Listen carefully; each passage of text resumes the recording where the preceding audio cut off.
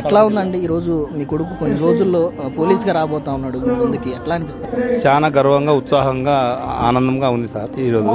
ఇంతకుముందు ఈయన ప్రభుత్వంలో ఉన్నప్పుడు అప్లై చేసినాడు, అప్పుడు అంత కొద్దిగా పోయినాడు, నా నుండి ఎదురు చూసి పెట్టుకొని ఉన్నాడా. ఇంతవరకు ఈనాటికి మాకు ఫలితం అనేది దక్కింది. మళ్ళీ ఈయన ప్రభుత్వం మామూలుగా సాధారణంగా ప్రభుత్వాలు అనగానే ఎలక్షన్స్ ముందే నోటిఫికేషన్లు ఇవ్వటం, ఎలక్షన్కి ముందు ఉద్యోగాలు ఇవ్వటం చూసాం. కానీ వీళ్ళు మాత్రం గెలిచిన సంవత్సరంన్నరలోపే ఇప్పుడు కానిస్టేబుల్ ప్రమాణం చేసుకుంటున్నారు కదా, మీకు నమ్మకం ఉందండి ఇస్తారని? అంటే ఈయన వచ్చినాక ఇవ్వగలుగుతాడు అనేది ఒకటి మాకు లోపల ఉన్నది సార్, పూర్తి చేస్తాడని. అన్న మీ పేరు? నా పేరు శివప్రసాద్ సార్. ఓకే, ఏంటి మీకు ఎన్ని సంవత్సరాల కష్టం ఈ రోజు ఈ కళ నెరవేరడానికి?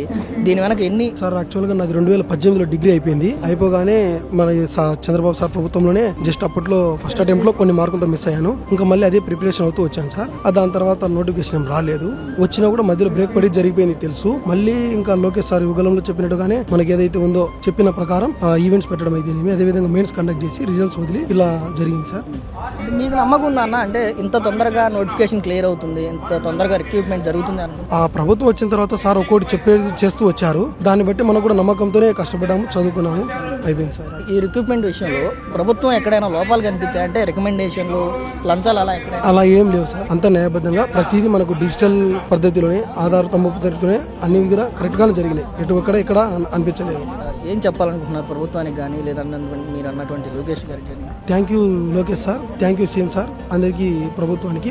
మా కళలో మమ్మల్ని చూపించుకునేందుకు గాను థ్యాంక్స్. పేరెంట్స్ వాళ్ళ కళ్ళలో ఆనందం చూడగలిగాము. ధన్యవాదాలు.